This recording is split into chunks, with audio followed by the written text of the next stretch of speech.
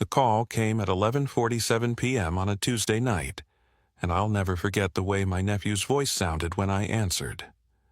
I was still in my paramedic uniform, heating up leftover Chinese food after a 12-hour shift, when my phone lit up with Little Man Colton and a superhero emoji next to his name. Uncle Wade?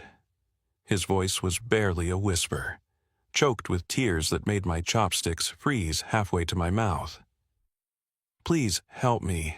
They locked me in the basement and I can hear them arguing about me upstairs. My name is Wade Morrison, and I'm 32 years old. For the past 5 years, I've been more than just an uncle to Colton. When his father walked out on my sister Deanna right after Colton's 2nd birthday, I stepped up. I was the one who taught him to ride a bike, checked for monsters under his bed, and never missed a single Little League game. That kid wasn't just my nephew. He was the son I'd never had. Colton is 7 now, with sandy brown hair that sticks up no matter how much you try to tame it, and these bright green eyes that light up whenever he talks about dinosaurs or superheroes. He's the kind of kid who shares his lunch with classmates who forget theirs, and cries when he accidentally steps on bugs. He calls me his superhero uncle because I save people as a paramedic, but that night his trembling voice told me he was the one who needed saving. My sister Deanna is 29, and she's always been the trusting type. Too trusting, our mother used to say. After Colton's father left, she struggled for years as a single mom, working 2 jobs while I helped watch Colton whenever I could. Then, 8 months ago, she met Garrett Hendricks at a coffee shop. He was 34, worked as an investment banker, drove a Tesla, and seemed to worship the ground Deanna walked on. Within 3 months, he'd moved into her house. Within 5 months, they were married at City Hall with just a handful of witnesses. I wasn't even invited until the last minute. "Colton, buddy, slow down," I said, already grabbing my keys, my dinner forgotten on the counter. "What do you mean they locked you in the basement?" "Garrett told Mom I ran away to my friend Brody's house, but I didn't, Uncle Wade. I've been down here since right after dinner. It's so dark, and there's weird stuff everywhere." The terror in his voice hit me like a physical blow. This was the same kid who'd called me excited about losing his first tooth just last month, who'd begged me to take him to see the new superhero movie, who trusted that adults would keep him safe. Now, he was whispering into a phone like his life depended on it, and something in my gut told me maybe it did. My apartment was quiet except for the hum of the microwave reheating what was supposed to be my dinner. I'd just finished a brutal 12-hour shift, the kind where you lose 2 patients despite doing everything right, and all I wanted was to eat my orange chicken and zone out to whatever game was on, ESPN. The living room was exactly how I'd left it that morning, medical journals stacked on the coffee table, my work boots by the door, and on my desk, that photo from last summer that always made me smile. It was from our camping trip to Pine Ridge Lake, just Colton and me. He's holding up this tiny fish, grinning like he'd caught a whale, wearing the fishing vest I'd bought him that was still 2 sizes too big. That was the weekend he'd started calling me his superhero uncle, right after I'd shown him how to properly bait a hook and told him stories about my work as a paramedic. "You save people every day, Uncle Wade," he'd said with such awe in his voice. "That makes you better than any superhero in the movies." The phone rang at 11:47 p.m., and seeing his contact photo made me smile despite my exhaustion. Colton had programmed it himself last time he was over, insisting on adding the superhero emoji because that's what you are. But when I answered with my usual cheerful, "Hey buddy, shouldn't you be in bed?" the sound that came through the speaker made my blood run cold, muffled sobbing. Not the kind when a kid doesn't get their way or scrapes their knee. This was different. This was fear. "Uncle Wade?" His voice was so small, so broken. "I'm scared. Garrett locked me down here and told Mom I ran away to my friend's house. But I didn't. I'm in the basement and it's so dark and I can hear them fighting about me." I stood up so fast my chair tipped backward. "Colton, what are you talking about? Where's your mom right now?" "She's upstairs with him." Uncle Wade, he told her I was at Brody's house for a sleepover, but that's not true. He made me come down here after dinner. He said I needed to learn about consequences, but I didn't do anything wrong, I swear. My mind raced back through the past few months, picking up pieces I'd ignored. 3 weeks ago, when I'd stopped by unannounced to drop off Colton's birthday present, Garrett had met me at the door, blocking my entry. "Deanna's not feeling well," he'd said, with that practiced smile that never reached his eyes. "Maybe call first next time?" When I finally did see them the following week, our visit lasted exactly 1 hour before Garrett claimed they had dinner reservations. Colton had hugged me extra tight that day, whispering, "I miss you," into my ear. "Listen to me very carefully," I said, pulling on my jacket with one hand while holding the phone with the other. "Are you hurt? Did anyone touch you or hurt you?" "No, but, Uncle Wade, there's weird stuff down here. There are boxes with other kids' names on them, like written in black marker. Aiden, 2019, and Jeffrey, 2021, and they have clothes and toys inside. The temperature in my apartment seemed to drop 20 degrees. You're looking in the boxes?" I was trying to find something to keep warm. It's cold down here, and he took my blanket. "Uncle Wade, whose stuff is this? Why would Garrett have other kids' things in our basement?" I was already in my truck, the engine roaring to life. Deanna's house was 15 minutes away if I obeyed traffic laws. I wasn't planning to. "Colton, is there anything else down there? Any papers or computers or anything?" "There's a folder on the shelf." I used my phone flashlight to look at it. His voice dropped even lower. "Uncle Wade, there are emails about placement fees, and something about temporary custody arrangements. One of them has tomorrow's date on it with an address in Phoenix. What does placement mean?" My hands gripped the steering wheel so tight my knuckles went white. In my 5 years as a paramedic, I'd seen enough darkness to recognize when something was dangerously wrong. The isolated basement, the boxes with children's belongings dated like inventory, documentation about placement fees, and now my nephew locked down there with a story being spread about him running away. "Buddy, you did exactly the right thing calling me. I'm coming to get you right now. Can you hide somewhere safe down there?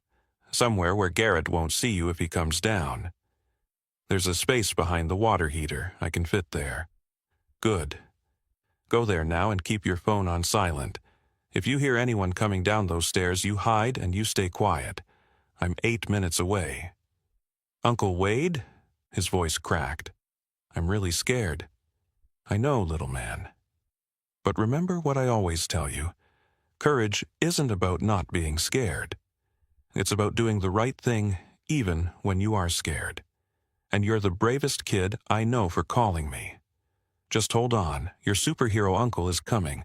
My truck tore through the empty suburban streets as Colton's breathing echoed through my phone's speaker. I'd switched to my wireless earbuds to keep both hands on the wheel, pushing 60 in a 35 zone.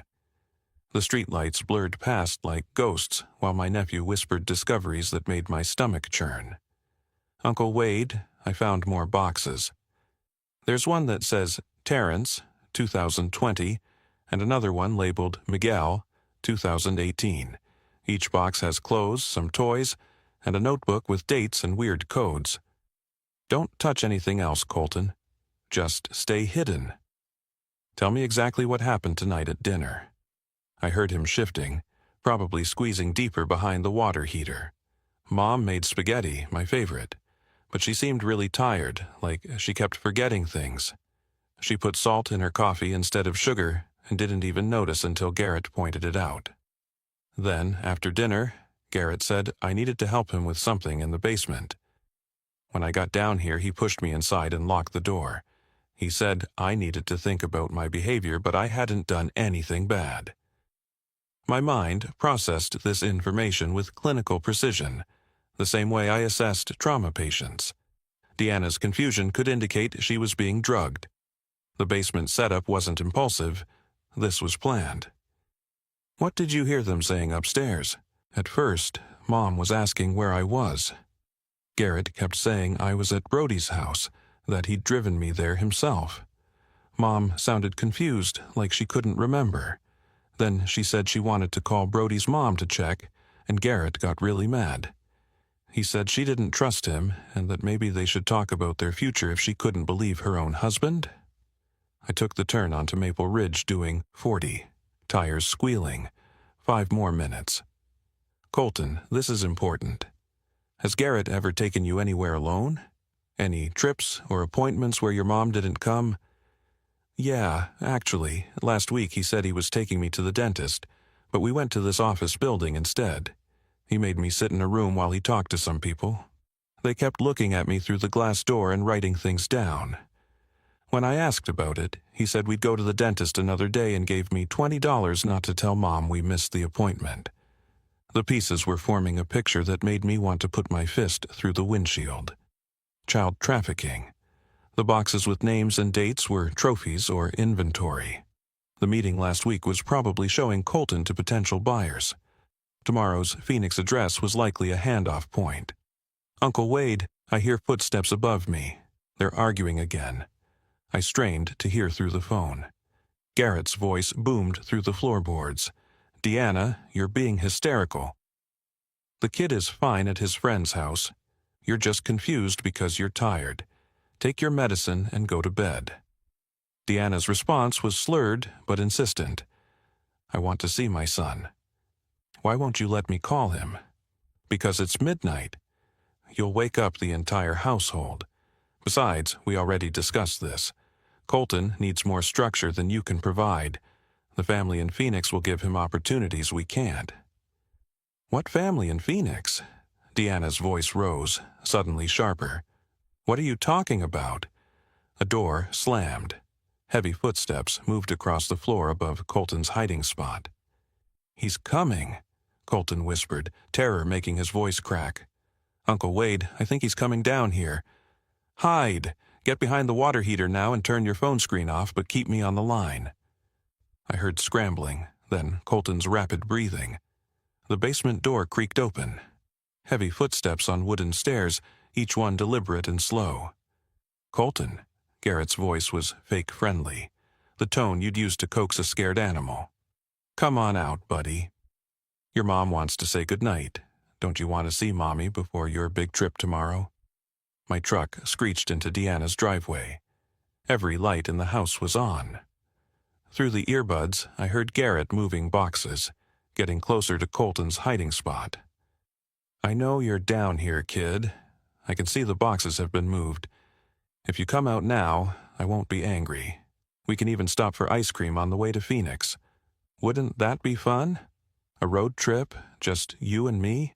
Killed the engine and sprinted to the front door. Locked. Through the window, I could see Deanna on the couch, her head lolling like she could barely stay conscious. A prescription bottle sat on the coffee table next to a glass of water. In my ear, Garrett's voice grew more impatient. Colton, I'm losing my patience. The nice family who wants to adopt you paid a lot of money. Don't you want parents who actually want you? Not like your mom who can barely take care of herself, or your uncle who only visits when it's convenient. That was it. I'd heard enough. I grabbed my phone with my free hand and dialed 911, giving them the address in a rapid whisper while Garrett continued his psychological torture below. But the dispatcher said units were 15 minutes out minimum due to a major accident across town. 15 minutes was too long. In 15 minutes, Garrett could find Colton, could hurt him, could run with him. In 15 minutes, my nephew could disappear into a system I was only beginning to understand the horror of. I had to make a choice, and I had to make it now. I stood on that front porch for exactly 3 seconds, weighing my options like I'd been trained to do in emergency situations. Wait for police and risk Garrett finding Colton. Try to reason with a man who was clearly running a child trafficking ring. Or take action now and deal with the consequences later. The choice was obvious. I pulled out my phone and fired off a rapid text to my buddy Vance, a detective with the county sheriff's department. 428 Maple Ridge now. Possible child trafficking in progress. My nephew in immediate danger. I'm going in. Then I called Colton's phone again, whispering directly into his earbuds. Little man, I need you to stay completely silent. I'm coming for you. When you hear me yell your name, you run to me as fast as you can, okay? Okay, he breathed, barely audible. Through the window, I watched Deanna try to stand from the couch, only to collapse back down. Whatever Garrett had given her was strong. I circled to the back of the house, remembering the sliding door that Deanna never locked properly, the one I'd fixed 3 times but somehow always managed to come loose. Thank God for small favors. The door slid open silently. I crept through the kitchen, noting the prescription bottle on the counter. Rohypnol, prescribed to a Deanna Hendricks by a Dr. Maureen Caldwell. Except my sister's last name was still Morrison. She'd never legally changed it after marrying Garrett. This prescription was fake, and strong enough to cause memory loss and confusion. He'd been drugging my sister. I could hear Garrett in the basement, his voice carrying up through the floorboards. You know, Colton, your Uncle Wade isn't coming to save you. He doesn't even know you're here.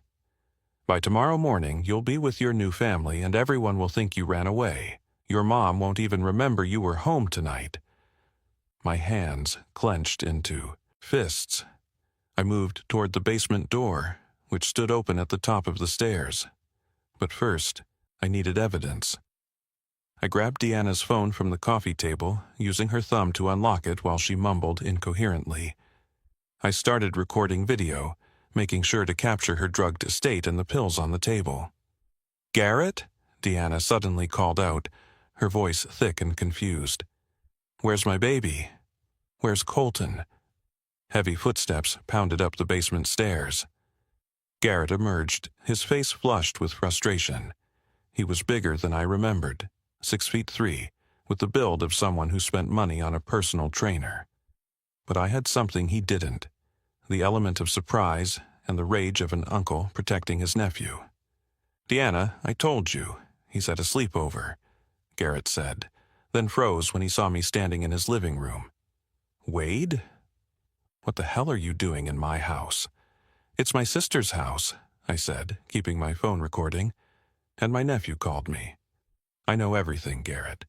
The kids in the boxes. Aiden, Jeffrey, Terrence, Miguel, the placement fees. The family in Phoenix who thinks they're adopting a boy tomorrow." His face went through several expressions in rapid succession: surprise, fear, then cold calculation. "You're trespassing. I'll call the police." "Already did that myself. They're on their way. But here's what's going to happen right now. You're going to give me the key to that basement door, and I'm going to get my nephew." Garrett laughed, an ugly sound that made my skin crawl. "You have no idea who you're messing with. I have connections you couldn't dream of. Judges, prosecutors, people who make problems disappear. You think some small-town paramedic is going to stop a network that's been operating for years? Maybe not," I admitted, taking a step closer. "But I'm going to stop you from taking Colton." He moved toward the desk drawer where I'd noticed him reaching earlier. I knew that motion, had seen it too many times on calls gone bad. He was going for a weapon. I didn't give him the chance. I tackled him hard, my shoulder driving into his midsection. We crashed into the coffee table, sending the pill bottle flying. Garrett was strong, but I had 5 years of wrestling violent patients in the back of ambulances. I pinned his arm behind his back, using my knee to keep him down. "Colton," I yelled. "Run to me now." I heard the scrambling from below, small feet racing up the stairs. Garrett bucked underneath me, trying to throw me off. "You don't understand. These kids were unwanted. Their parents couldn't handle them. We found them better homes, families who could give them everything." "You mean families who bought them," I snarled, pressing harder on his pinned arm until he cried out. Colton burst into the room, his face streaked with tears and dirt. He ran straight to me, and I managed to pull him close with one arm while keeping Garrett pinned with the other. That's when I saw what Colton was holding, the folder from the basement. clutched against his chest like a shield. "I grabbed it, Uncle Wade," he said through his tears. "The folder with all the emails and the information about the other kids. I grabbed it when he was looking for me." Sirens wailed in the distance, growing louder. Garrett's struggles grew more desperate. "That evidence won't hold up. My lawyers will destroy you. You broke into my house, assaulted me." "Actually," I said, holding up Deanna's phone, which had been recording the entire time, "I entered my sister's house to check on her welfare after receiving an emergency call from my nephew. And this video clearly shows you admitting to trafficking children. But please, keep talking. The county prosecutor will love hearing about your network." The room suddenly filled with red and blue lights. Car doors slammed. Vance's voice boomed through a megaphone. "This is the sheriff's department. We're coming in." I held Colton tighter as he buried his face in my shoulder, his small body shaking with exhaustion and relief. "You did it, little man," I whispered. "You saved yourself and all those other kids. You're the real hero tonight." The front door exploded open, and Detective Vance Kruger rushed in with 4 uniformed officers, weapons drawn. I'd never been so relieved to see my old high school friend in full tactical gear. His eyes quickly assessed the scene. Me holding Garrett down, Colton clutched against my side, Deanna barely conscious on the couch. "Wade, you hurt?" Vance asked, signaling his officers to take over. "We're okay, but my sister's been drugged. She needs medical attention now." I released Garrett to the officers, who immediately cuffed him. I pulled Colton fully into my arms, lifting him up as he wrapped his legs around me like he used to when he was 4. "Mr. Hendricks, you're under arrest for false imprisonment, child endangerment, and suspected human trafficking," Vance said, reading Garrett his rights while another officer called for an ambulance. Garrett's demeanor shifted completely. Gone was the rage, replaced by an icy calm that was somehow more disturbing. "I want my lawyer. You'll find this is all a misunderstanding. The boy was being disciplined for behavioral issues. My wife will confirm this when she's feeling better. Your wife can't confirm anything right now because you've been poisoning her with Rohypnol," I shot back, pointing to the prescription bottle an officer was now bagging as evidence. Colton pulled back slightly from my shoulder, his green eyes wide. "Uncle Wade, there's something else. In the basement behind the furnace, there's a locked filing cabinet.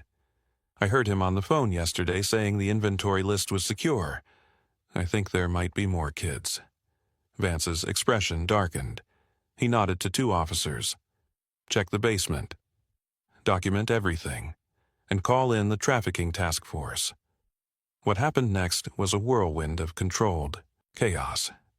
Paramedics arrived and began treating Deanna, starting an IV to flush the drugs from her system.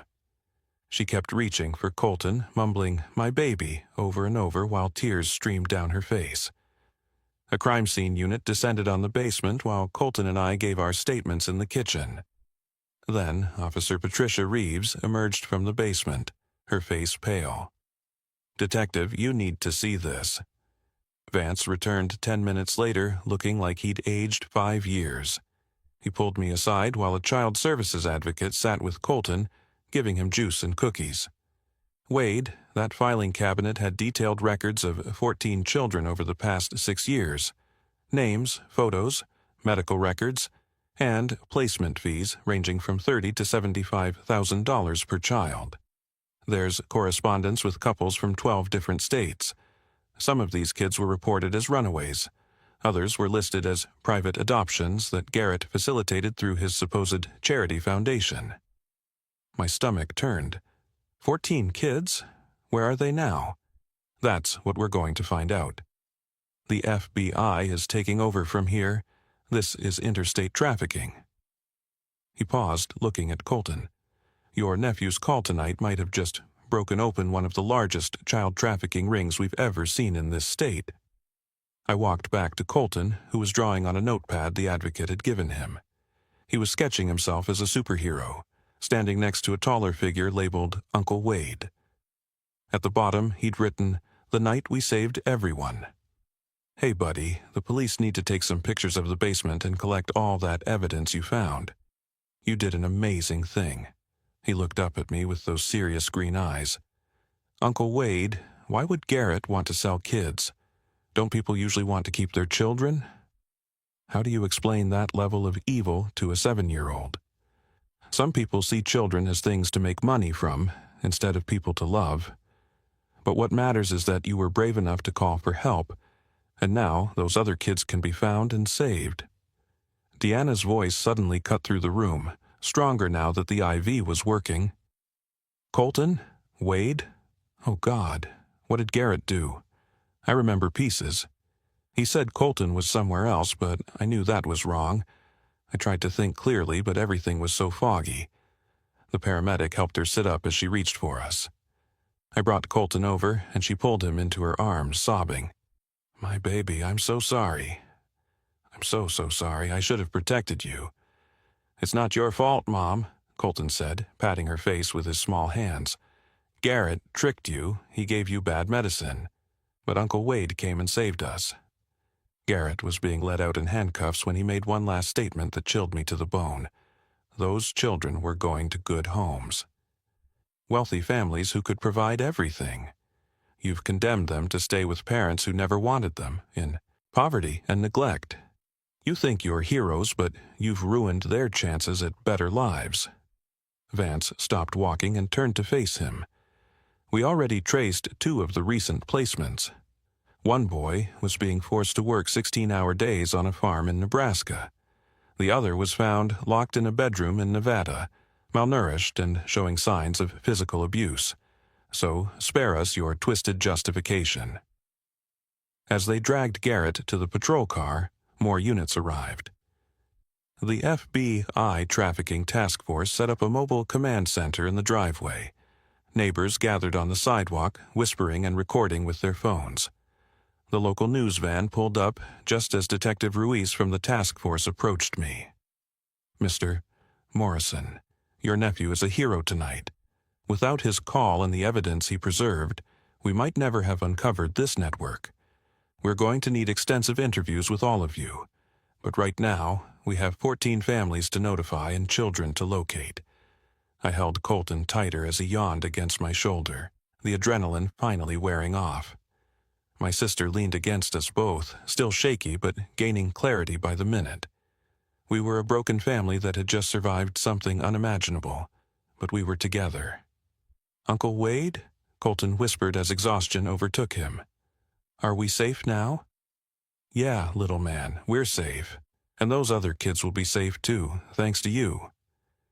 As the crime scene tape went up and the investigation intensified around us, I realized that this quiet suburban house had been hiding a nightmare that reached across the country. But tonight, one brave 7-year-old boy had brought it all crashing down with a phone call and the courage to speak up when everything seemed lost. 3 months have passed since that night, and our lives have completely changed. I'm sitting in my new living room watching Colton build a Lego police station on the carpet, his tongue poking out in concentration. The custody papers on my coffee table are signed and official. I'm not just Uncle Wade anymore. I'm his legal guardian while Deanna continues her recovery journey. The investigation that followed was massive. The FBI uncovered Garrett's network spread across 15 states, involving 23 children over 7 years. Some were reunited with biological families who'd been searching for them desperately. Others, whose adoptive situations were legitimate but facilitated through illegal payments, faced complicated legal battles. 4 children were rescued from abusive situations where they'd been purchased like property, forced into labor or worse. Garrett Hendricks was sentenced to 40 years in federal prison without possibility of parole. His network of buyers, fake document providers, and corrupt officials fell like dominoes. Dr. Maureen Caldwell, who'd been providing the prescriptions to drug unsuspecting mothers, lost her medical license and faces 10 years.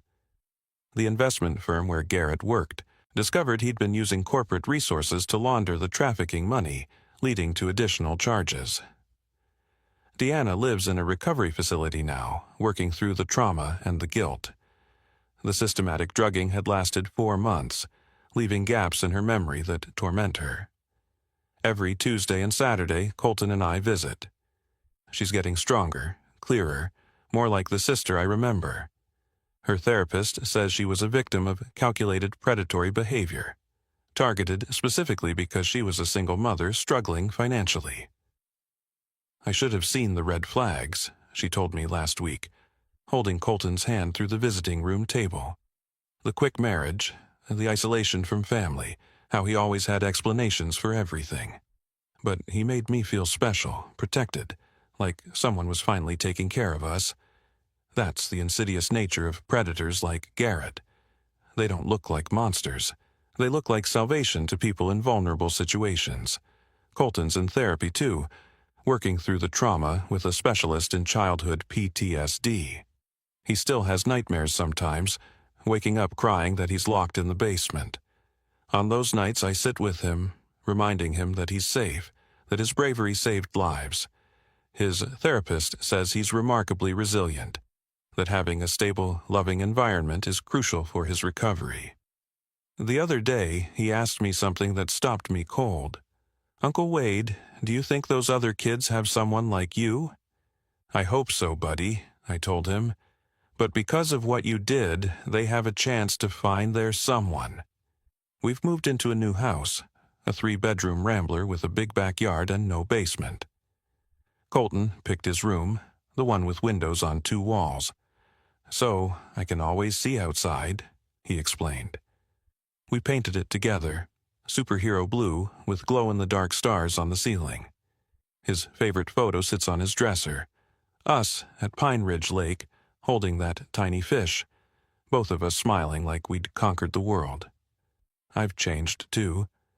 I still work as a paramedic, but I've added another role, volunteer educator with the National Center for Missing and Exploited Children. I speak at schools and community centers about recognizing predatory behavior, the signs of trafficking, and the importance of listening when children reach out for help. Every presentation starts with the same message. One phone call can save lives. The signs were there all along if I'd known what to look for. The quick relationship progression, the isolation tactics, the way Garrett always had reasons to limit family contact, how Deanna's personality seemed to fade, becoming more dependent and confused, the mysterious appointments, the locked spaces in the house. These predators rely on people not connecting the dots, on families being too polite to ask hard questions. Last week, I received a letter forwarded through the FBI. It was from the mother of one of the recovered children, a boy named Aiden, who'd been missing for 3 years. She thanked us for giving her son back, for ending her nightmare of not knowing.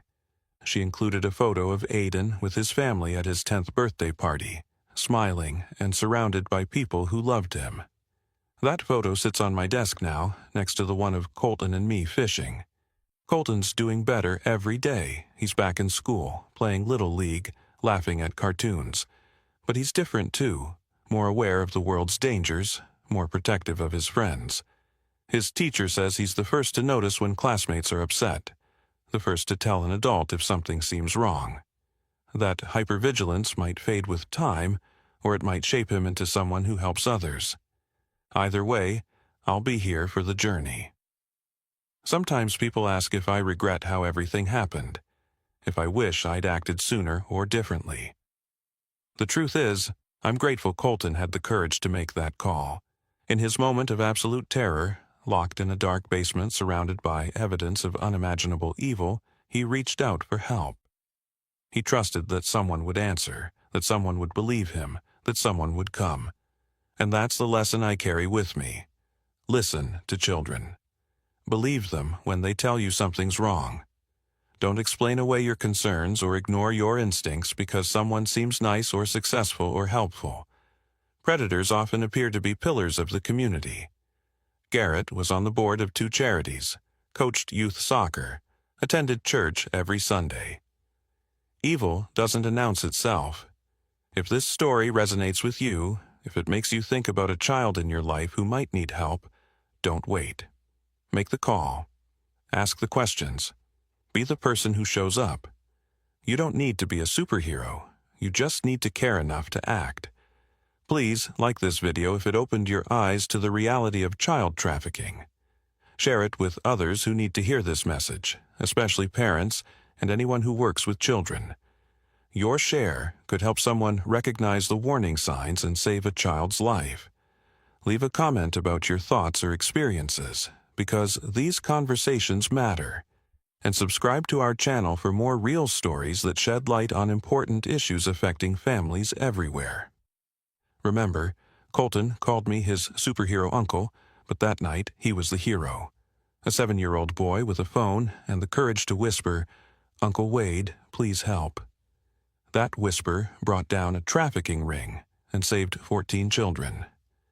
Imagine what we could do if we all listened that carefully. Some bonds can't be broken, no matter how dark things get. And sometimes the smallest voices carry the most important messages.